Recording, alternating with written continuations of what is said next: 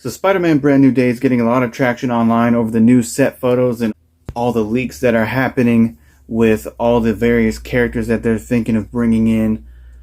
And while I'm excited, I'm also a little concerned and a little worried. So let's talk about it.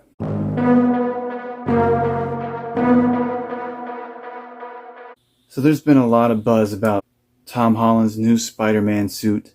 Over the past few weeks, they've teased a lot of different angles, and then set photos came out. And I will say, this is the best looking Tom Holland Spider-Man suit. It might even be the best Spider-Man suit. I don't know yet. I still love the Sam Raimi one, and TASM 2's Spider-Man suit is amazing. So who knows? We still don't know what it's going to look like in the final product in the film, so it's too early to tell. But with all the excitement surrounding the new suit, and with all the excitement surrounding the MCU finally having 2 straight movies where they received far more praise than they did criticism, I think the hype is getting to some people, and we're forgetting that Tom Holland's Spider-Man movies haven't all been that great. Especially Homecoming and Far From Home, which I still believe are the worst Spider-Man movies yet. I still give them a high score. I still enjoy those movies.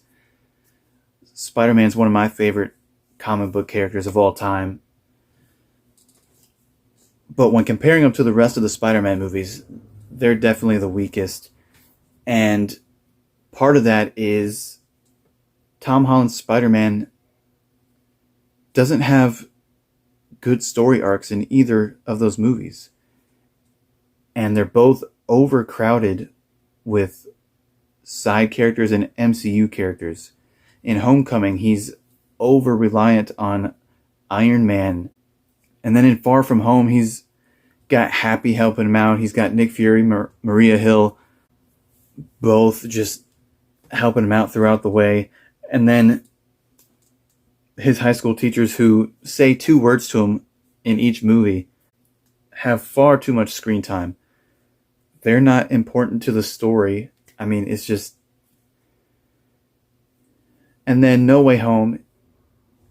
Everyone loves that movie because Tom Holland, his Peter Parker, finally has a good story arc. He finally reaches the point of his origin story somewhat. But that movie has got a lot of plot holes. It's got a lot of characters. It's reliant. It's got Wong. It's got Doctor Strange. It's got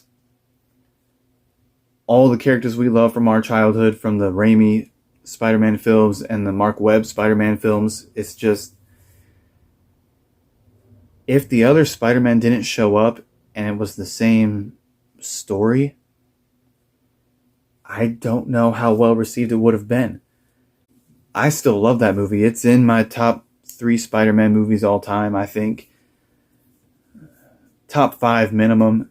But in every single one of these Tom Holland Spider-Man movies, he's getting help from everybody, not just his close friends. He's got Iron Man, he's got Nick Fury, he's got Maria Hill, he's got Happy, he's got Doctor Strange, and then he gets the other 2 Spider-Man. He hasn't had to figure out any problem on his own yet, it feels like. And he didn't have to face any consequences until No Way Home, where he has to sacrifice everyone he knows, knowing who he is. Which is why it's such a fun film. It has the nostalgia. It has actual emotional stakes for Tom Holland. With all that being said, though, it doesn't look like we're gonna get a Tom Holland solo movie where it's just him and his best friend and his love interest. It's going to be filled again. There's rumors that Hulk is going to be in it. Why is Hulk in this movie? Why wasn't he in Captain America Brave New World, which is basically an Incredible Hulk sequel? And then Punisher's supposed to be in it. I've seen a rumor where Shang-Chi might show up. all while trying to introduce a character from Homecoming who's coming back and is supposed to be Scorpion. So I don't know what to think. Like, is it going to be good? I certainly hope so. I mean, I haven't seen a bad Spider-Man movie yet that actually has Spider-Man in it. But it is concerning, like, why can't we get a good solo Spider-Man story? Is that a deal between Marvel and Sony that they have to have a whole bunch of their MCU characters in there?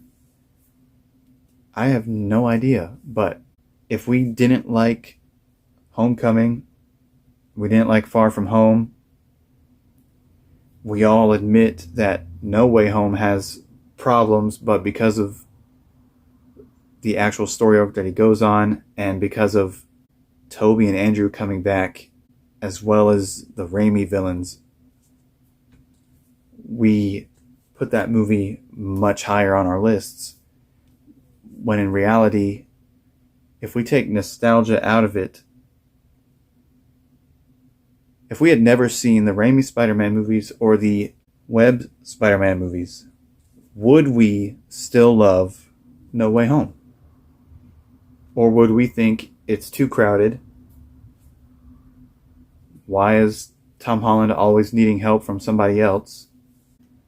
I don't know. He's the only Spider-Man that doesn't go on his own journeys. And again, to clarify, I'm excited for this movie. If they do it right and find the perfect blend of all these side characters and subplots for all of them to make sense, anyone who's not just a cameo actually has a story arc, has a purpose in the story, and Peter actually goes on a story arc, then I'm all for it. But that hasn't happened yet. There's not a single movie from Tom Holland and his Peter Parker that's been well done from a story aspect. I just want a Spider-Man movie that we can universally agree is a 9 out of 10. It doesn't have to be perfect. There can be some flaws, but I don't want another 7 out of 10 Spider-Man movie. We got that with Homecoming. We got that with Far From Home. If Toby and Andrew and Willem Dafoe and the name of Doc Ock's actor is escaping my mind, but if those four weren't in the movie, I'd feel the same way about No Way Home. I'd give that one a 7 out of 10. Maybe even lower. Mainly because Green Goblin is like the main villain. So, yeah, I'm excited. I'm just concerned. But thank you guys for watching. If you have any concerns, I'd love to hear them down in the comments. If you think I'm just crazy or losing my mind, let me know down in the comments. Don't forget to like, comment, and subscribe. See you guys next time.